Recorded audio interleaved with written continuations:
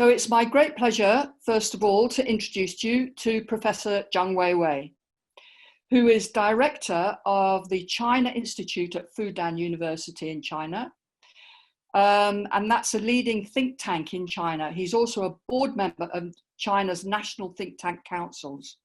He was a senior English interpreter for Deng Xiaoping and other Chinese leaders in the mid-1980s.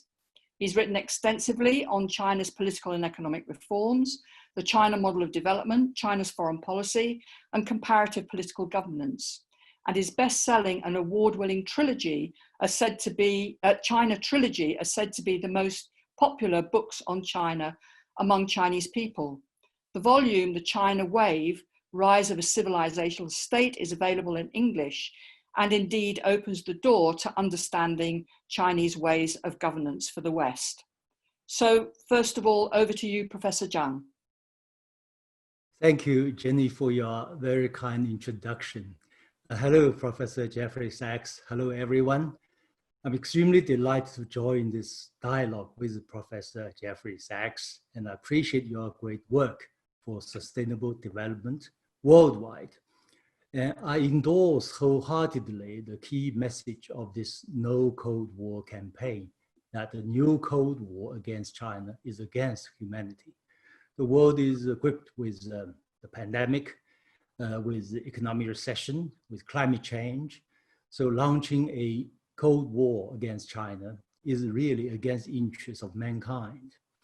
As we all know, many Cold War advocates have already portrayed China in a very negative light and created a lot of confusion and even fear in the minds of many people in the world. And these rhetorics include, one, the so-called Thucydides trap, in which a rising power and the status quo power are bound to conflict with each other or even fight a war with each other. And two, China, like the Soviet Union, is bent on exporting its ideology and political economic model to the outside world. And three, China pursues expansionism. And four, China is a one-party dictatorship, and China's human rights record is deteriorating. Rather than dispelling or somehow disputing each of these rhetorics in detail, which time does not permit here, I will focus on a larger picture of political culture and the political traditions of China and the United States, at least from my perspective. I try to highlight some major differences between our two countries. I will also explain to what extent China is strikingly different from the United States and the Soviet Union, and why the US-led Cold War, if any, against China may end up in failure. And one striking difference is what you may call that in the American political culture, somehow there is far more, from my point of view, zero-sum game perspective than Chinese political culture, as shown in George W. Bush's slogan, "With us or against us," during the war, during the Iraqi war. And it's also shown in Donald Trump's tweet, "Chinese having lived too well at our expenses," as if US trade deficit means American loss and Chinese gain. I think Donald Trump needs to take a crash course on international trade with Professor Jeffrey Sachs, if you kindly agree to accept him as your student. An example can illustrate the difference between the Chinese political culture and American political culture in many ways. In the United States, people often ask this question: this country, a given country, is our friend or foe? And in China, we tend to ask a different type of question. We will ask whether this country is a friend or potential friend. In other words, from my point of view, the Chinese political culture is on the whole more long-term oriented, more inclusive, and more about win-win. After all, our famous philosopher Confucius said over 2,500 years ago, he talks about what's called the harmony in diversity. And behind this difference is perhaps two vastly different religious traditions. The Chinese one is arguably more inclusive and syncretic than the American one. which is, I think, more exclusive. For one thing, in China's long history, we experienced many wars and conflicts, but very few religious wars, which was unfortunately a hallmark of Western history with a more exclusive religious tradition. In China, we can say Buddhism, Taoism, Confucianism have well coexisted well, and to varied degrees, they are intertwined and they are enriched by each other's wisdoms. This absence of religious wars was a source of inspiration for European Enlightenment in the 18th century and inspired many Enlightenment giants such as Voltaire, Leibniz, and Spinoza to learn from China.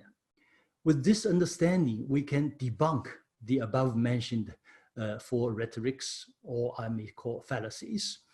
The Thucydides trap is obviously not applicable to China, as virtually all those falling into the trap, as argued by Professor Allison, are those dipped in zero-sum game tradition, whether it's Ottoman Empire versus Habsburg Empire, or in the 17th century, or the UK versus France in the 18th century. Furthermore, as part of China's inclusive tradition, China does not have a messianic tradition to convert others. We have encountered a lot of European American missionaries in China, but have you ever encountered Chinese missionaries in your country? Probably very few or no. China has no interest whatsoever to export its ideology or its political economic model anywhere, not to mention to impose its model on others, as the Americans have been trying to do. In other words, unlike the Soviet Union or the United States, China is not an ideological power bent on exporting its values and political system. To be honest, if the United States thinks its political system is great, please stay with it. We do not envy you. To be honest, I personally think the US today needs urgent political reform and other reforms, perhaps more than many other countries. On this, if required, China may offer some advice. We claim to be the expert on reform because we carry out reforms each and every day, every month, every year over the past 4 decades to improve everything in China. That's the reason why China is advancing so fast. The fact that many developing countries now look to China and China model for inspiration, largely due to the fact that they have tried the American model in their countries, perhaps failed miserably. I remember myself publishing an op-ed back in the year 2006 in the International Herald Tribune, now today's New York Times International Edition, arguing that as long as the American model remains unable to deliver the desired outcome for these countries, as shown the failure from Haiti to Afghanistan to Iraq, the China model may become more appealing to the world's developing countries. Today, we could also recall a message from George Kennan, the architect of containment policy against the Soviet Union during the Cold War. He basically argued the American governance model, internal governance, must be sufficiently attractive to the outside world. Otherwise, it will be difficult to achieve the purpose of containment. Today, indeed, given the depths of the pandemic, the recession, and the racial divide, even possible constitutional crisis in the coming days and months. Really, I'm concerned that America first may end up in America last. I hope America will overcome its gridlock, its problems. Along with the same logic of inclusive culture, China does not have an expansionist tradition as compared with the United States. China is a country that built a great wall to ward off aggression rather than conquering others, even when the Chinese military might or military power was far more powerful than European countries. Say when China's Admiral Zheng He made his many overseas voyages in the first half of the 15th century, about 80 years before the Columbus discovery of the Americas. China did not colonize others, but traded a lot with others. This tradition is also reflected in the difference of state behavior between China and the United States. When the United States became the world's largest economic power in around 1890, it launched the war against Spain and occupied the Philippines and Cuba. But when China became the world's largest economy in 2014 in terms of purchasing power parity, it had the military capacity, indeed, to overtake, say, within 24 hours, a few days, all the disputed islands in the South China Sea. But China did not do that. China has chosen not to do so. Rather, China prefers a negotiated solution to whatever territorial disputes with its neighbors. Furthermore, when China first tested its nuclear device in 1964, China declared that it will not be the first to use nuclear weapons, nor will it be the first, nor will it use nuclear weapons against non-nuclear weapon states. If all nuclear powers can do the same as China does, perhaps our world will be free from nuclear war or nuclear threat. China's military modernization is largely, to be honest, a reaction to repeated humiliations inflicted upon China by major Western powers since the 1840 Opium War, which started, as you may know, a century of humiliation for China. China now has developed a powerful capacity for national defense, capable of deterring any foreign invasion and aggression. I always remind some American hawks that during the Cold War between the United States and Soviet Union, there was no hot war between them. But there were unfortunately two massive hot wars between the United States and China, first in Korea and then in Vietnam, which all ended in America's failure. And the US should not make the same mistake again.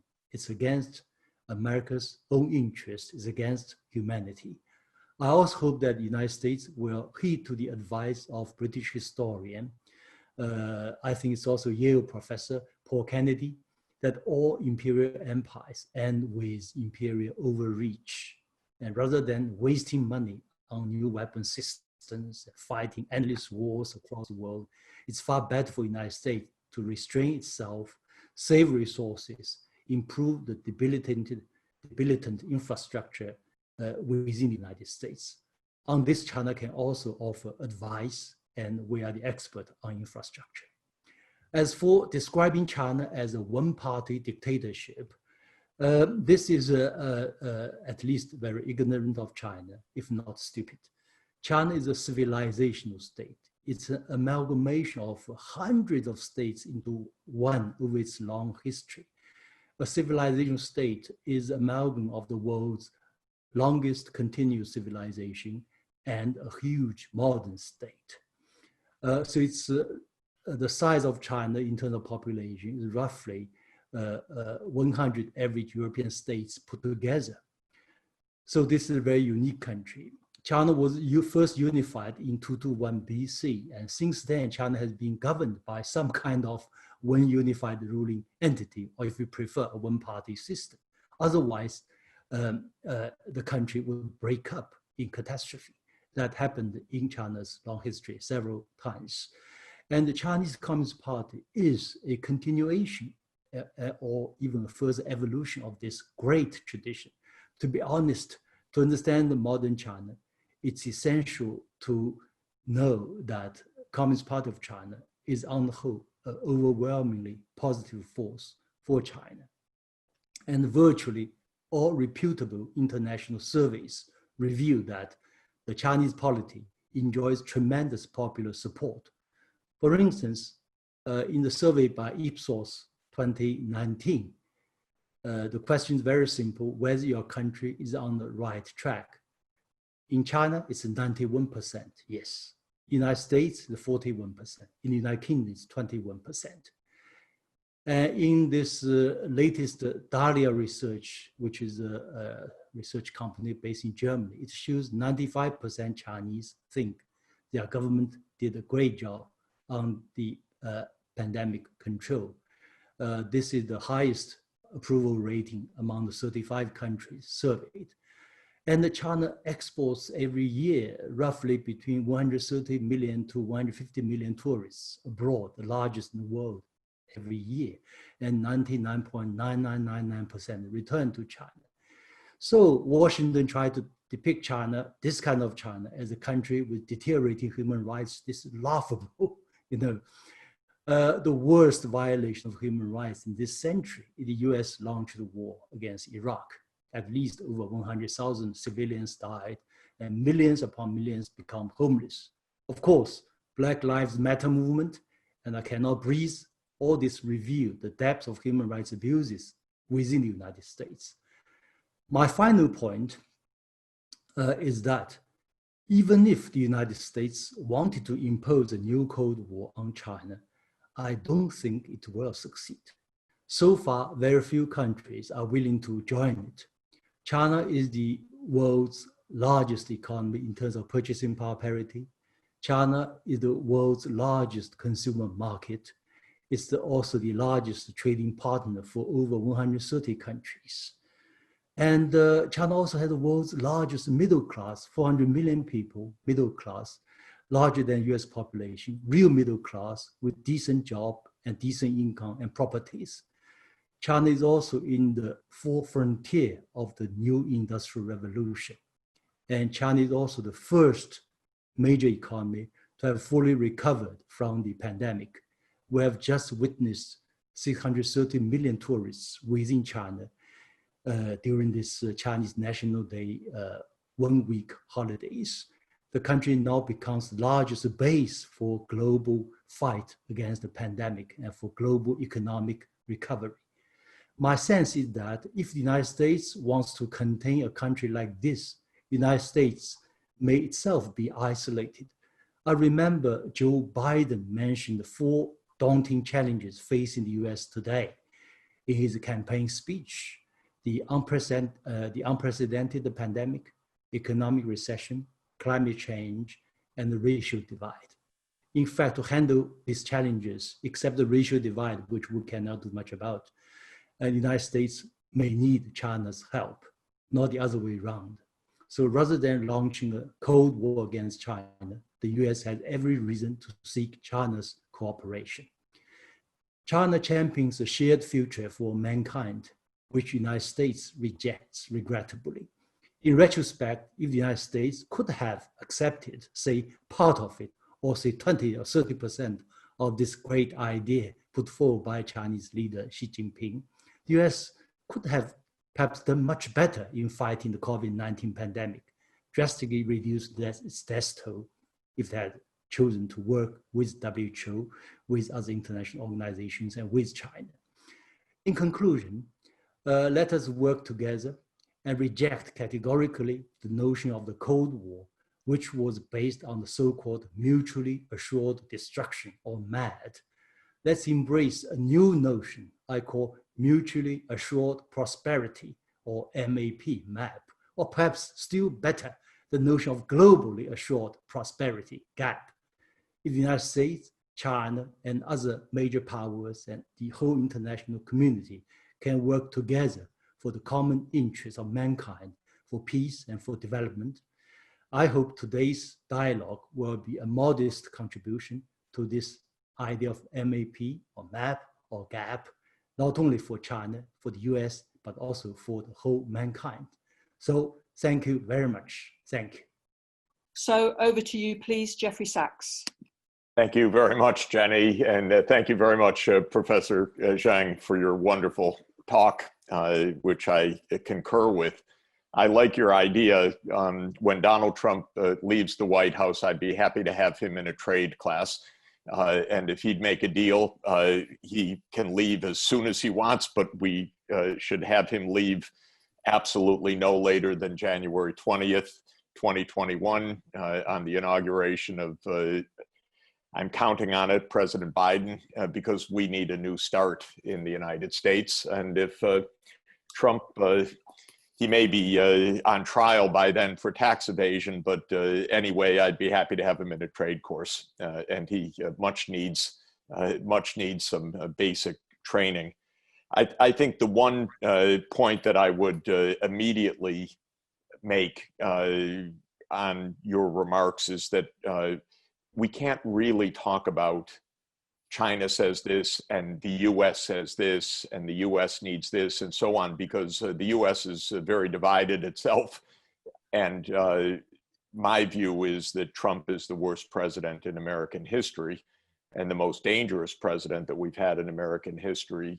He certainly doesn't represent most Americans on anything.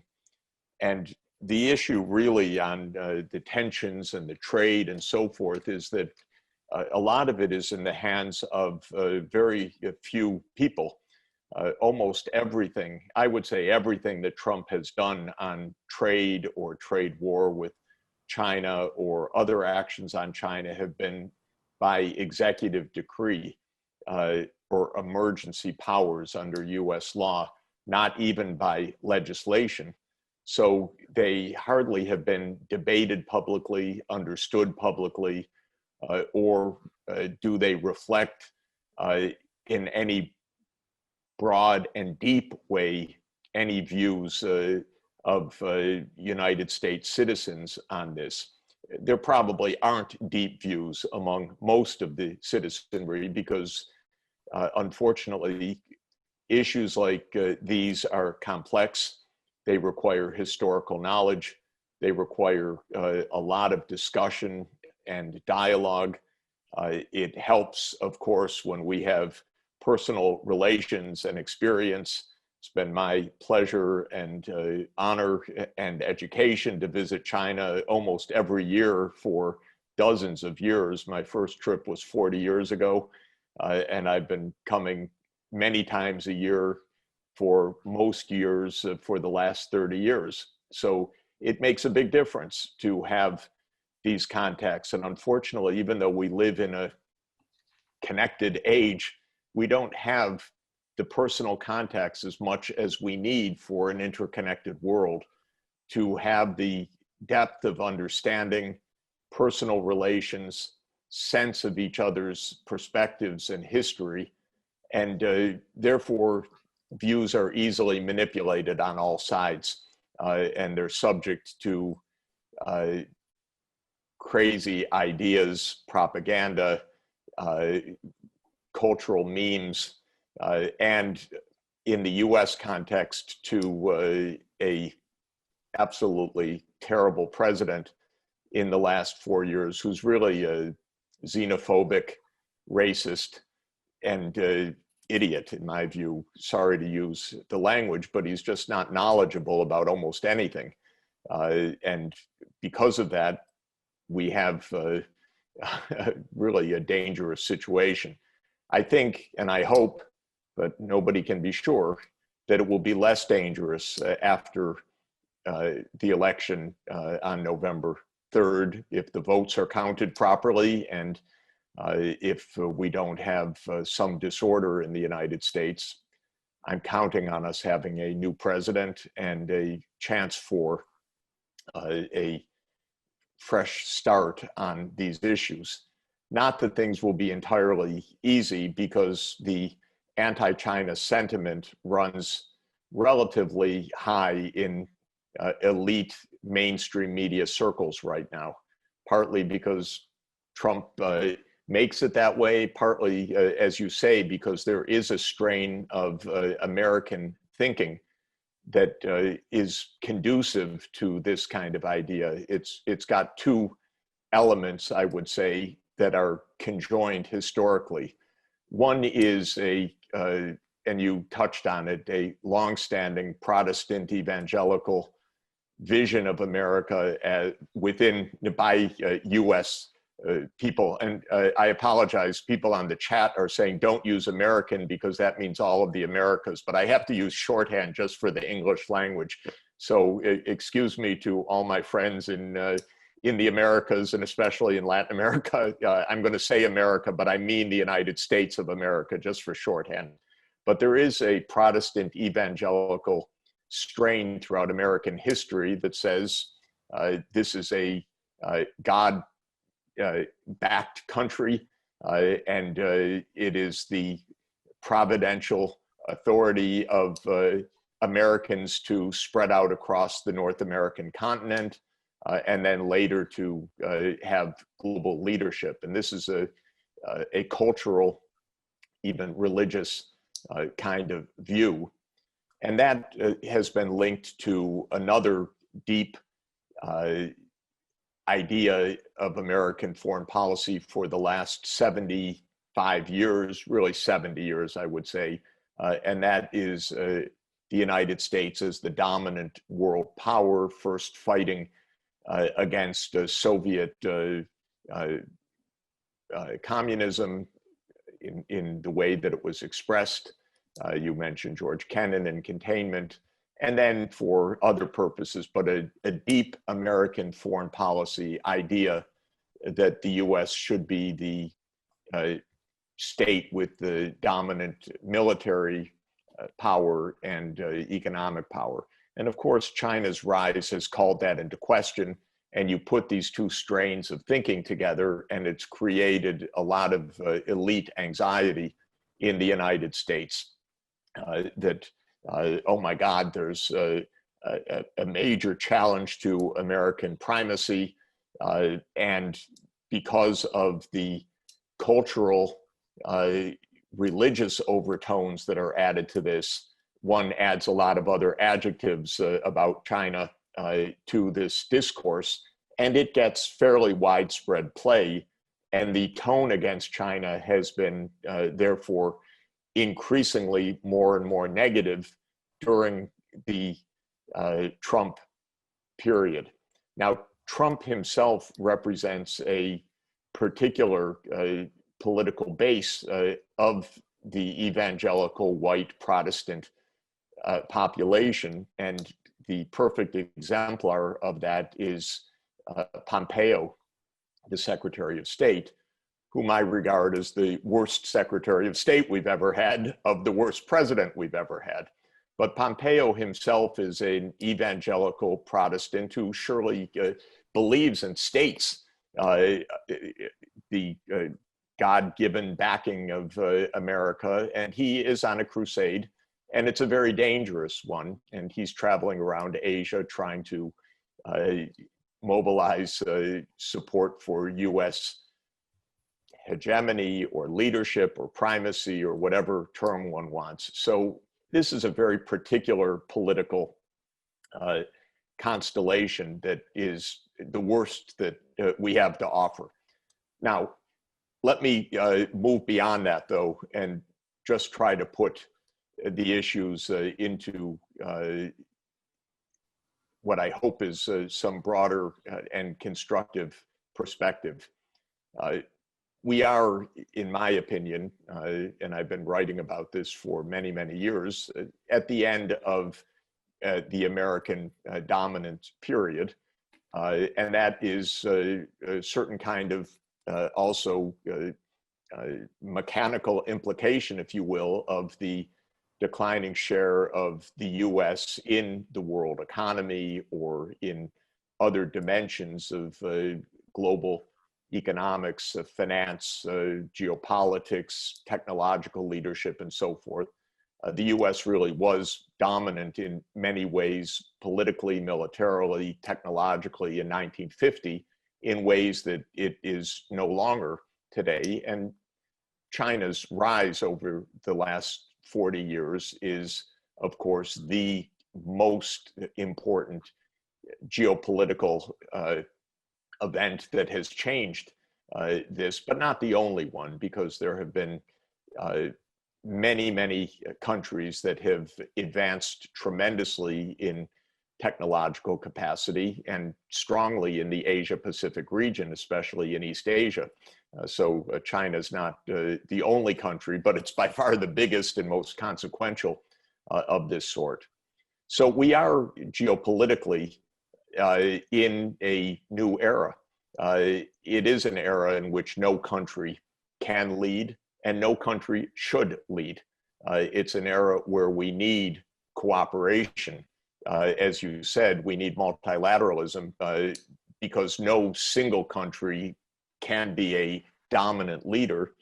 And the idea at this stage of having blocks of countries is only profound, mistaken simplification to the complexities that we face right now.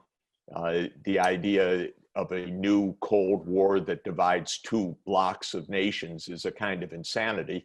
and an invitation to mutual destruction rather than to solving the problems that we face.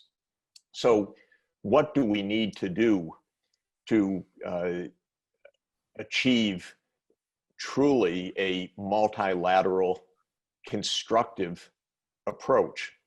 That, I think, is the most important challenge that we face in true foreign policy in the future.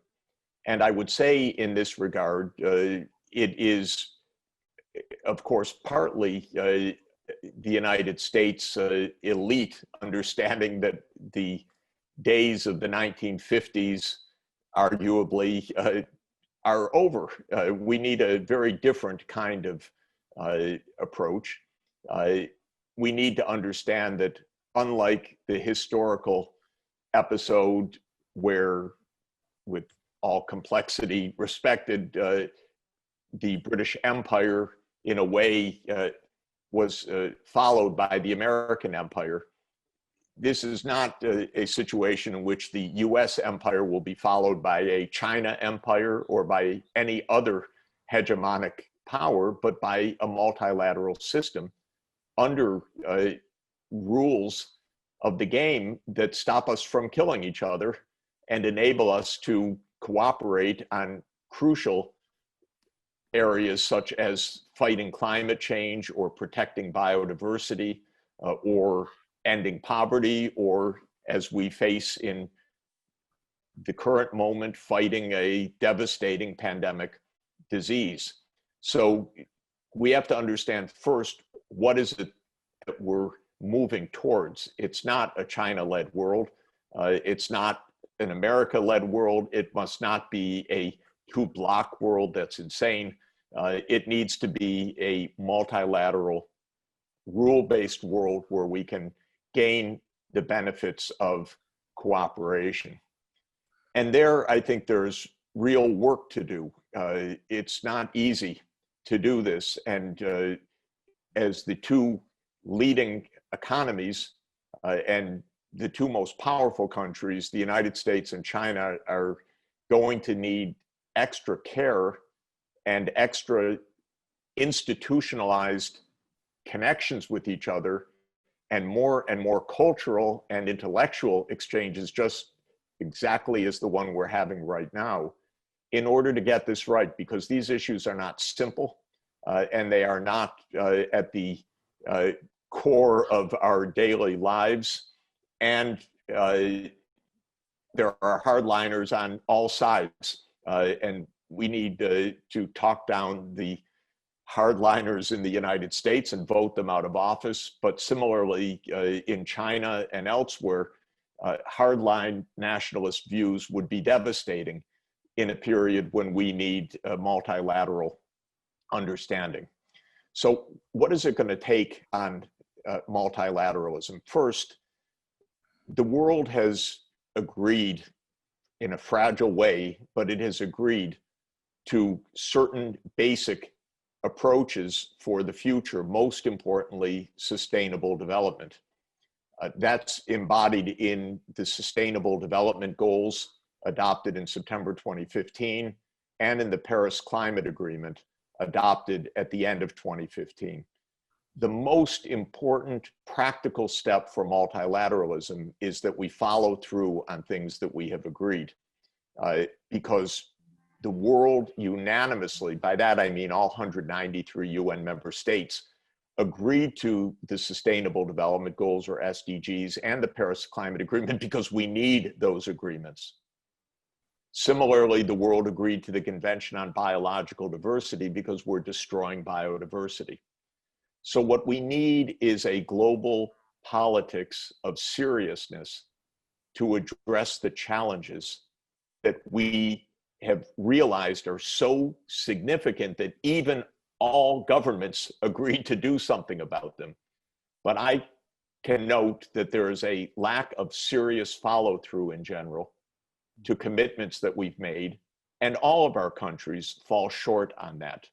Now, importantly, President Xi at the UN General Assembly in September made a very, very consequential announcement, when he said that China is committed to reaching net zero emissions on carbon by 2060. This is a great breakthrough. And Europe previously had made an even bolder commitment to net zero emissions by 2050. When President Biden is in office, I count on him to make a similar commitment to net zero emissions of the United States by 2050. Then I think we need a deep institutionalization of this so that China, Europe, the US, and other countries work together seriously with real professional engineering studies, real detailed plans, not just tweets. And God forbid, if we could just get presidents to stop tweeting, this would be the first advance of multilateralism and international relations. Twitter is awful in this regard. One should never do foreign policy by Twitter. It's insane to try to put complex issues into 140 characters, and it could blow up the world by misunderstandings. So we need to institutionalize the fight against climate change, human-induced climate change. Similarly, China will host COP15 of the Convention on Biological Diversity this coming year in Kunming. This should be a breakthrough to save biodiversity from human destruction. And China has a real opportunity to help lead the world in a deep multilateral system. And China's really good at systems, really good at bureaucracy, but in the positive, rational sense. To say we have a system to protect biodiversity. China's done some very important initiatives on geographic redlining to protect endangered regions. And this could be institutionalized globally. The third area that I would point out, and it's really the one that triggered a xenophobic reaction in the United States, is the advanced technologies around artificial intelligence and digital, for example, 5G and Huawei. And the problem here is that we're in the midst of a dramatic technological revolution that could be of wonderful benefit for humanity, but we have no rules of the game around it right now. It's a kind of lawless environment, and we don't even know what kind of surveillance is really being done. We don't know how data are really being used. I have no idea what Google, Apple, Facebook, and so on does with my personal data, but I don't like that I don't know. And I'll finish in just a moment. Okay. Yeah, sorry to run on, but just to say, this is what triggered the heated response from the US, was the sense that China had caught up and was getting ahead in a militarily highly relevant technology of machine learning, artificial intelligence, autonomous weapons, 5G, China's ahead, and so on. And that is really what triggered the, I would say, a paranoid and racist and evangelical crusader response. But it was this sense of China made in 2025. Oh my God, they're ahead of us. What are we going to do? But not on a commercial basis per se, but on a security basis. So it's a sense of vulnerability. But the truth is, we don't have rules of the game right now. And we need to put artificial intelligence and autonomous battlefields and all sorts of other horribly threatening cyber warfare technologies under diplomatic negotiating frameworks, as we did with nuclear weapons, not perfectly, but at least, for God's sake, we got them under some kind of legal regimen so that we reduce the chance of us blowing ourselves up. Well, cyber warfare and all that comes with it is incredibly dangerous, and we need rules of the game to move forward. Let me just end by saying one basic point. This session today, I very much value it. I'm sorry to have run on too long, but I'm really grateful there are 400 participants from all over the world participating. We need to figure out how to have this kind of dialogue in a rich and deep way. The biggest risk is people who know nothing having power, because when they do, they can blow us all up. And when we have the connections, the knowledge, the in-depth discussions, the institutional and cultural connections, we will not only survive, we will thrive. Thank you very much. So it's now for me to call on Professor Jung for 5 minutes to respond to what Professor Sachs has said. Yeah, yes, thank you for this very thought-provoking presentation, which I agree almost 100%. And when we look at this history of Cold War, indeed, a country like United States and China have every reason, being the major powers in the world, to at least, get on well with each other for common interests of mankind. And so I think, Professor Jeffrey Sachs, you mentioned this idea of what we call ecological civilization. You mentioned this sustainable development, renewable energy. In the case of China, we have no problem whatsoever because we use the term ecological civilization. And over the past 5 years, China has indeed devoted itself to change a lot of old policies. And I give an example. In Shanghai, for instance, we have 800 rivers. Every river, every section of river, there'll be someone responsible for its cleanness. And each one, you can, with app on your smartphone, you can check the quality of the water. So there is a tremendous change for the better in China's internal, climate conditions.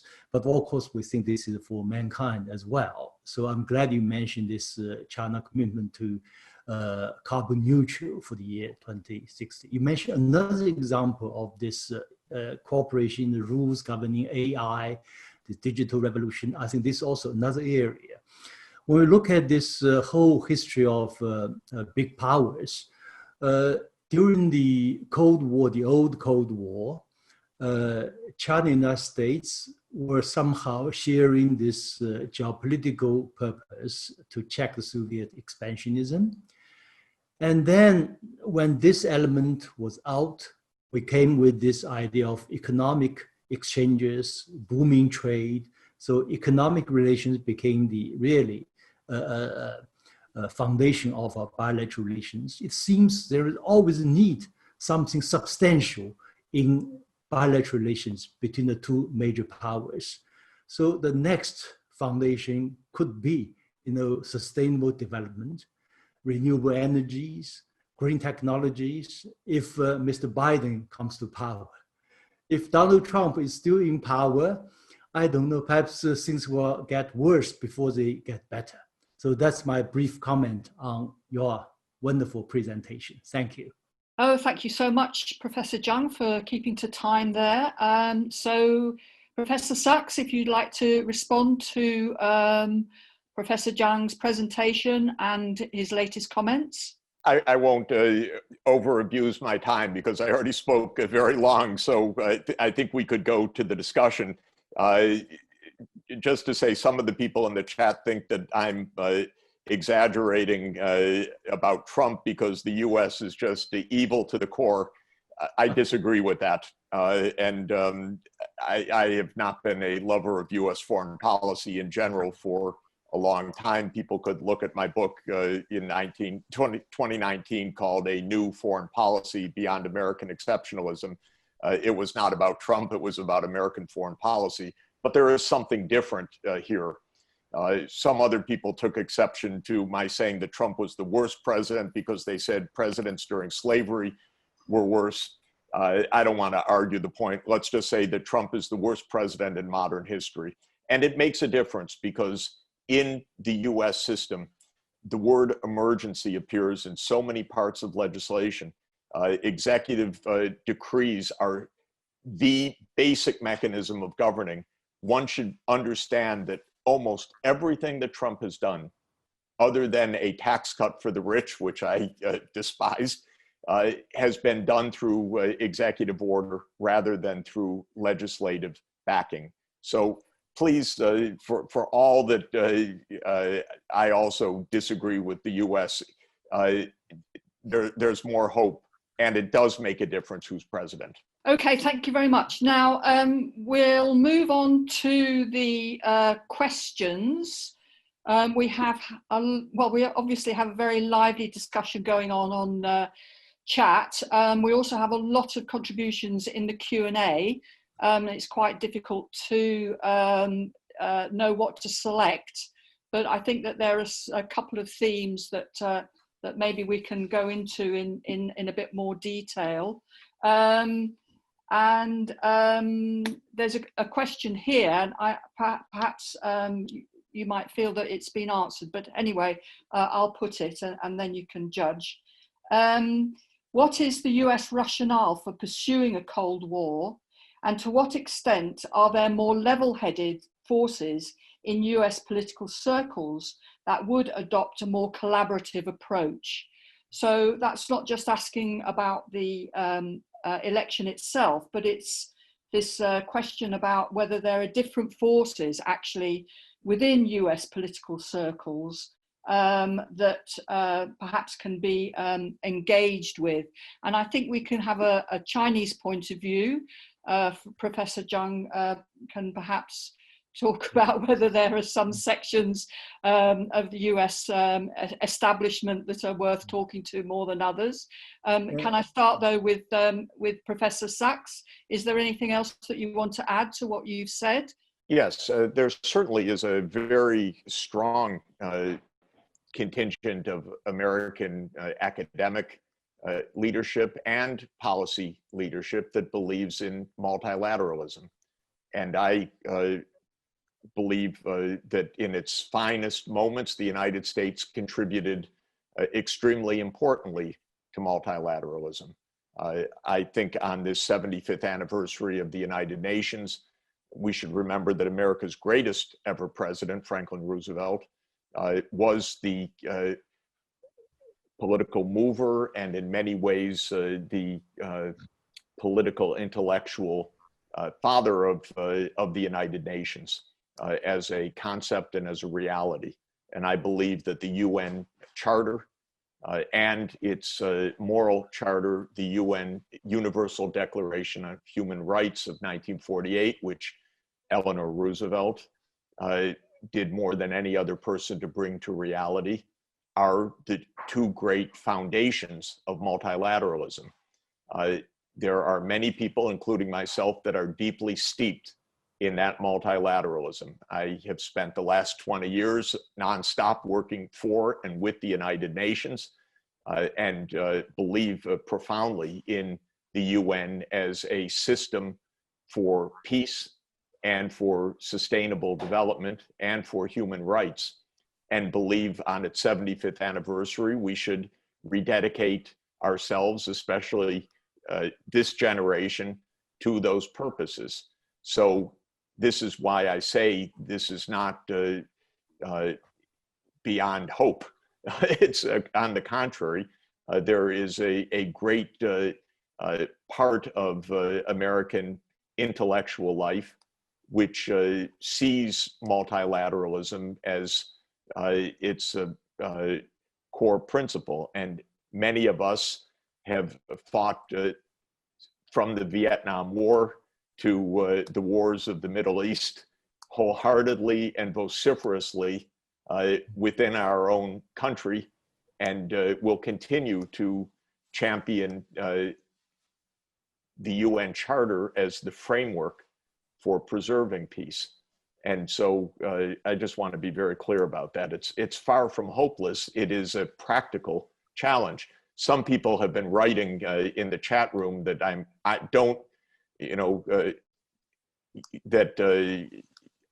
being stupid because it's all the US military industrial complex and so on, or I'm somehow belittling listeners by making it over personalistic. I'm not.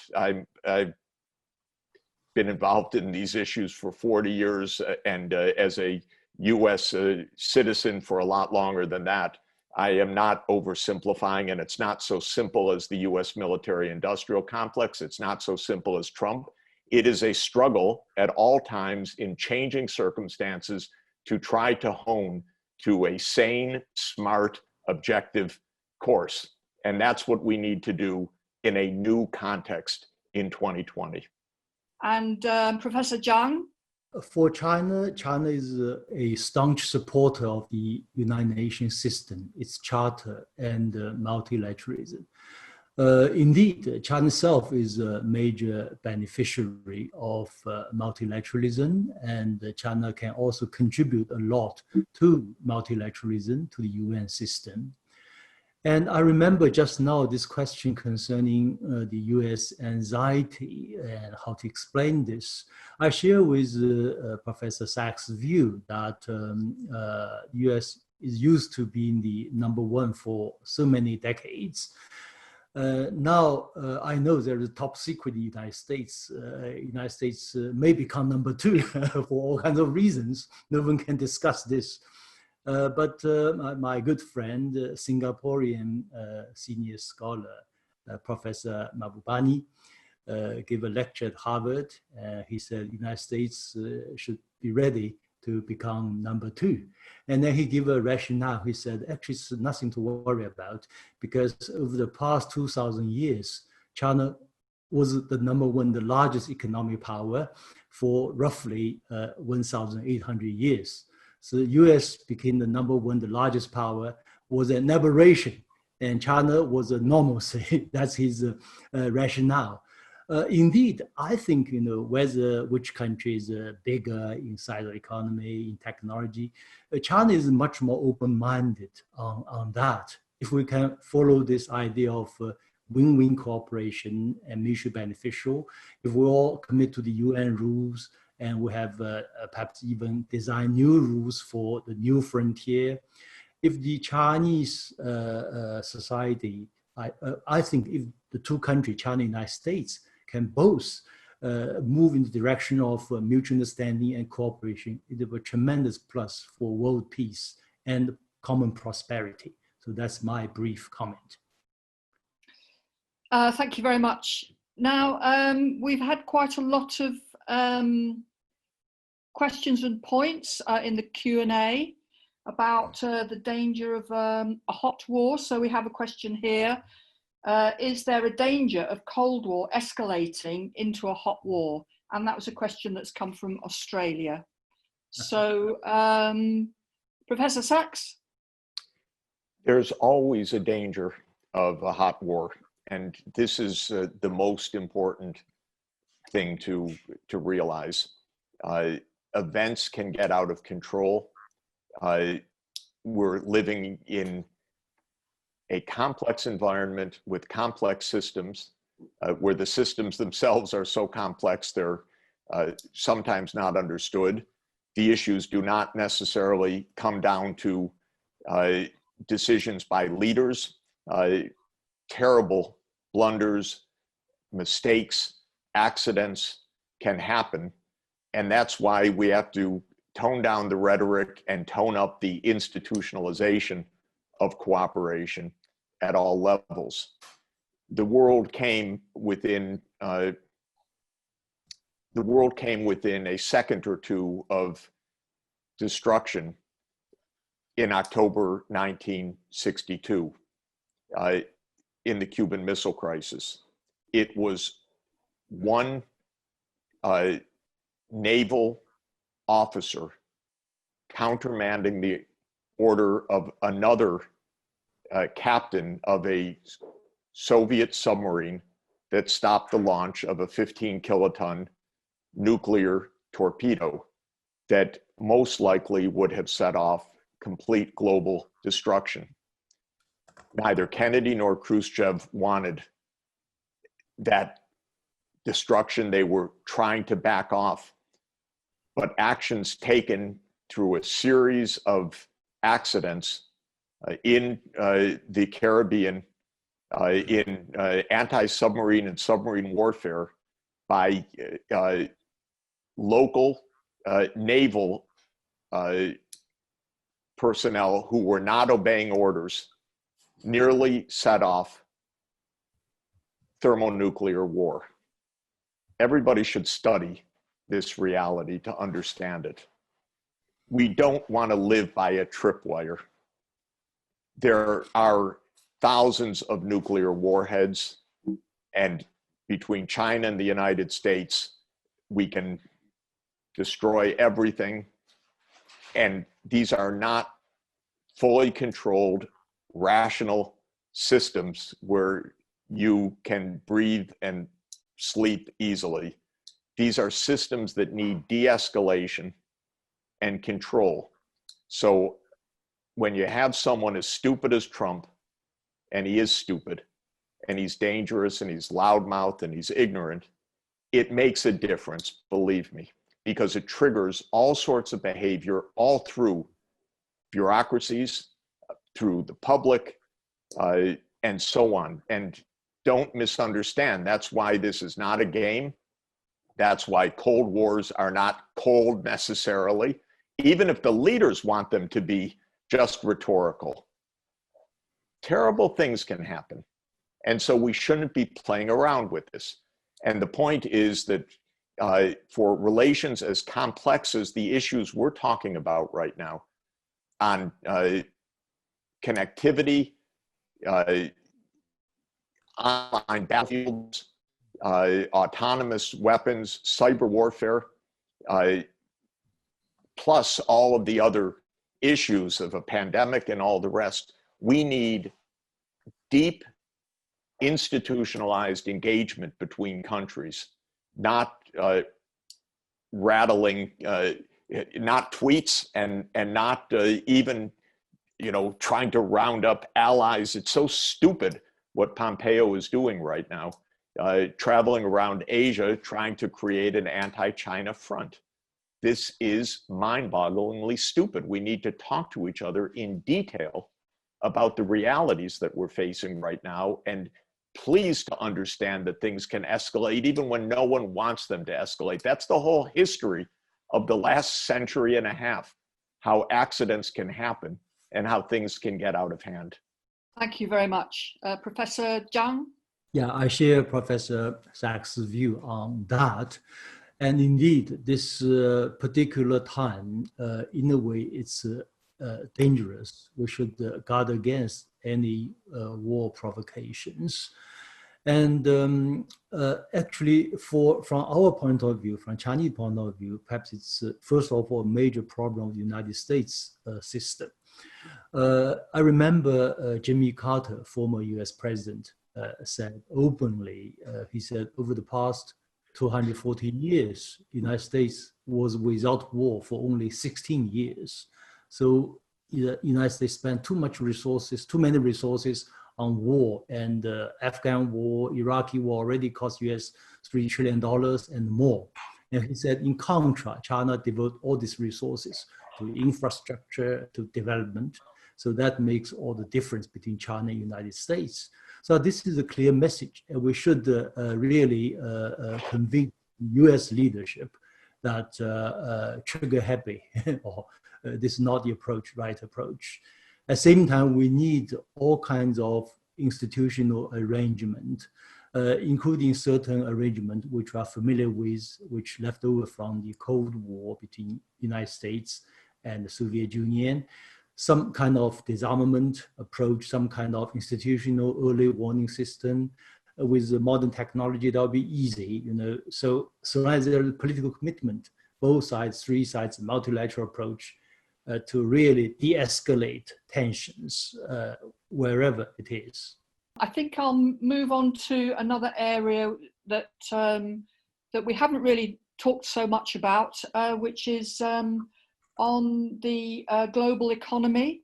And there are a couple of questions here. What are the implications of the new Cold War on the global economy and the role of the US and China within it? And another one on decoupling. Is economic, scientific and technological decoupling a serious possibility? And what would the consequences be? So what are your views on the future for the global economy and the role of the US and China within it, changing or otherwise, and this question of decoupling? So can I come to you now first, Professor Jung? I think this idea of economic decoupling between United States and China may happen in a limited way because it's against the basic logic of the market force. If you look at the situation in China now, in fact, the more US investment come in, more US companies come in. For one thing, China has really done a good job in controlling the pandemic. It's a full economic recovery and investors see the opportunities. However, if there is a new Cold War, although I think it's difficult to really realize this kind of new Cold War, if it's really launched and with the support with US allies, if that really happens, it will indeed hurt the global economy. And for one thing, it will waste a lot of resources. Mainly, they could have be used for development, for prosperity. It will be diverted to military expansion, military buildup, which be a waste of resources, waste of money. And on the whole, you know, the major difficulty with this Cold War approach to China is we don't buy this. We're not Soviet Union. The United States wants, some hawks want to launch a Cold War against China. China said, we will not accept it. You want to build a bloc, we will not build a bloc.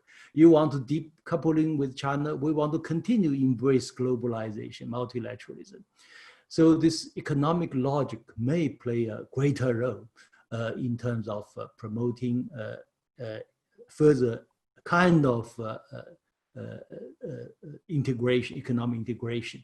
Maybe it will happen it's understandable at a certain level. For instance, some countries have to have more local production for some basic goods, you know, masks, whatever. So this is understandable. But this overall chain of production, chain of supply line may continue with some adjustment. So on this, I'm slightly optimistic. For the tech war, it's already happening, you know. I hope it will be overcome, you know, in the coming years. But if it's not overcome, it's still tech war. I'm slightly, you know, positive on that. Because today, of course, the United States is very powerful in many technologies, but China is also very strong in many other technologies. So ideally, they can cooperate with each other. Otherwise, you know, there might be, you know, two systems for many things. Just like, you know, US has a GPS, we have Beidou, and you have this Android, and we have now this Huawei's Harmony.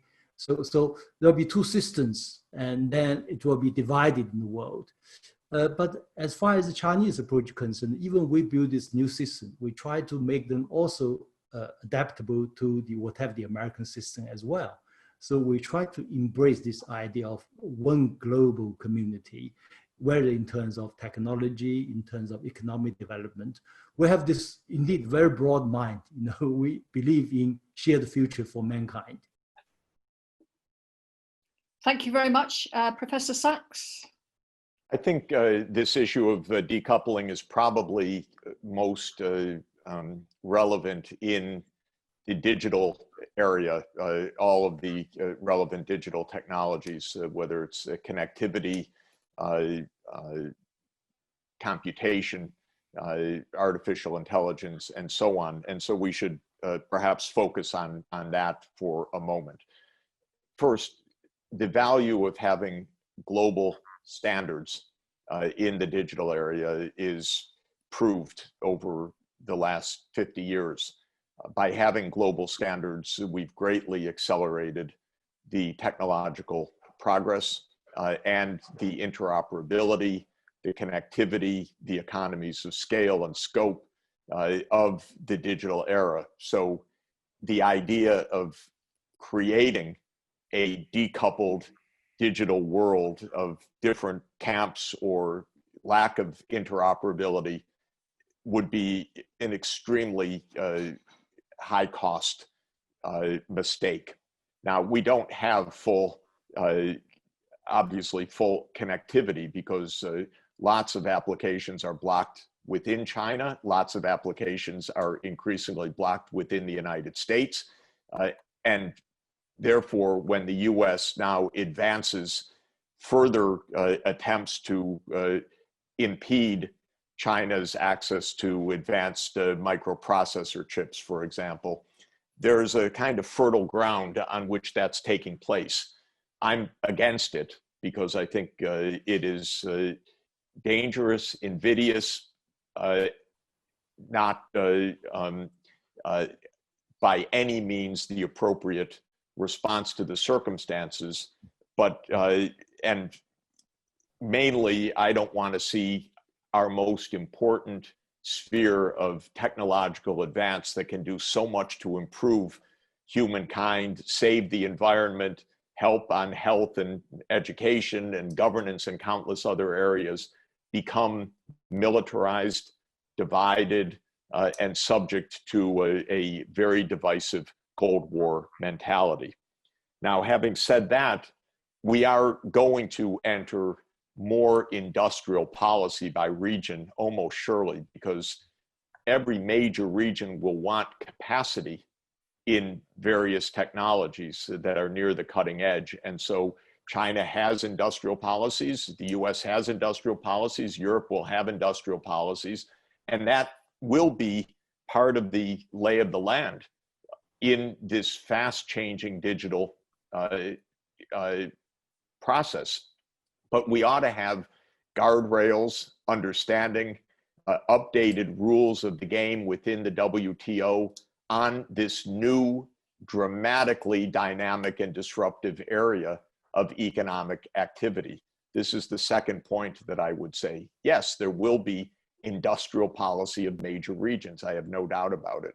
But let's have it under the rules so that we don't lose the benefits of global standards and global interoperability and global connectedness. Then finally, on the issue of blocks, to a huge extent, China needs to be very proactive in preventing this also. Now, again, despite what some people are saying in the chat room about my naivete, you're open to your claims, but I think there will be a big difference with Trump out of office. Of course, I'm going to be engaged in my own struggles in that case to help make a more progressive and multilateral view within any administration that comes to power, because nothing's simple, ever. We will have fights ahead and arguments ahead. But in any event, Trump actually made a lot of progress in getting other countries to buy into this US hard line. Just yesterday, Italy, of all countries, part of the Belt and Road Initiative, said we're not going to have Huawei in the system. And there are many reasons for this. These countries are dependent on the US militarily.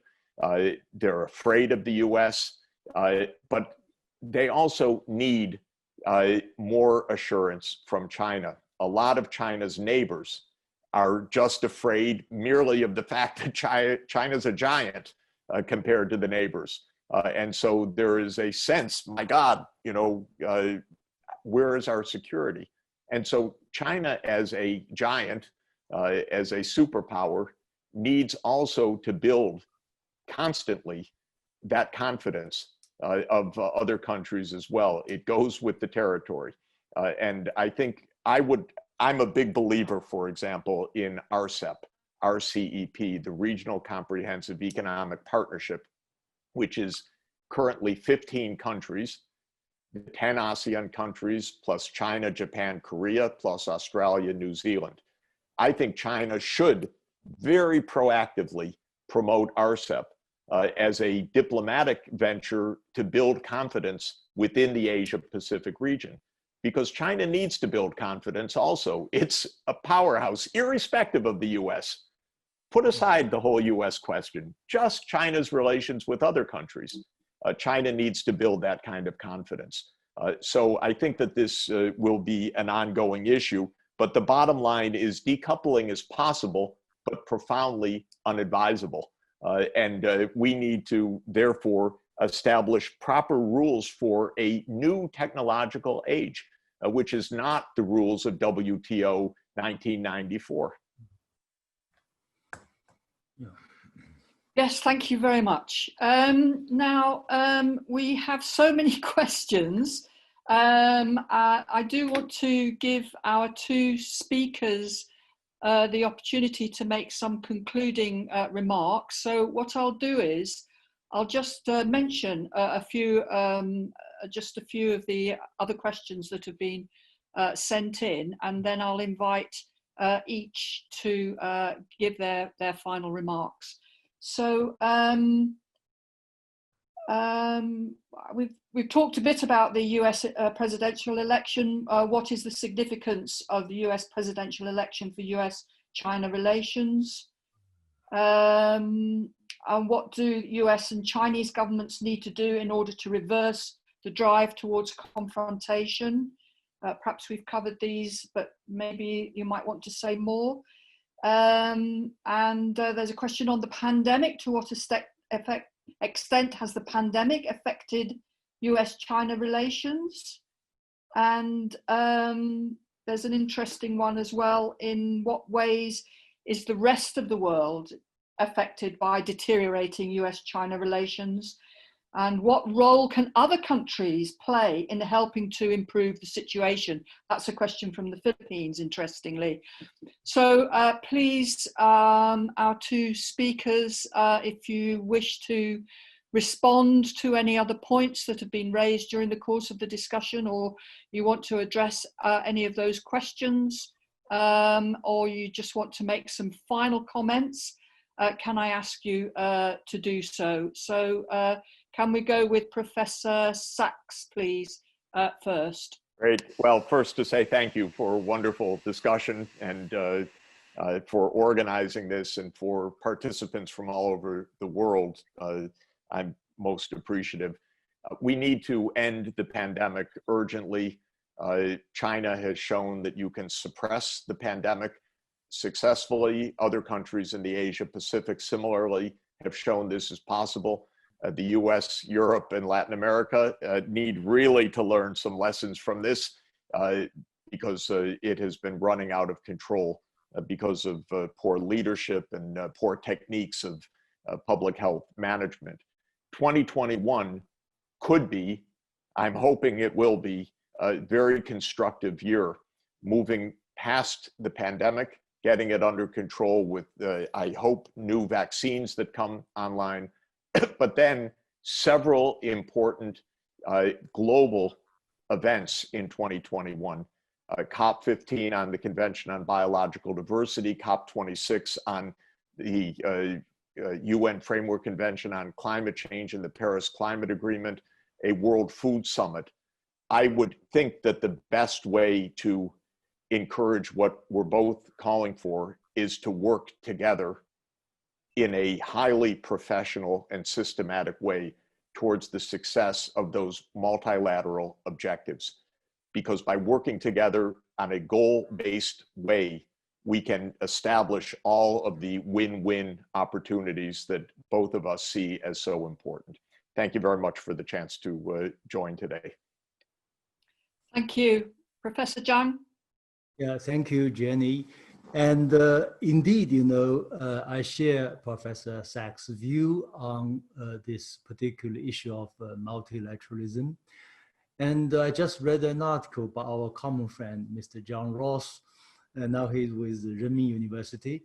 And he said Professor Jeffrey Sachs represents the third force, neither Republican nor Democrat, because there is a bipartisan, some kind of consensus on being a bit tough on China, but you stand for cooperation between China and the United States. I think this is very much appreciated, a right position at the right time for the right cause.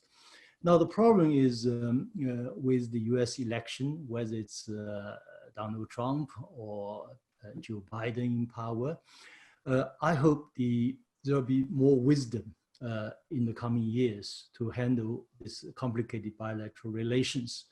And the problem with Donald Trump at this particular stage is especially his Secretary of State, Pompeo, tried to impose something on others to join our bloc.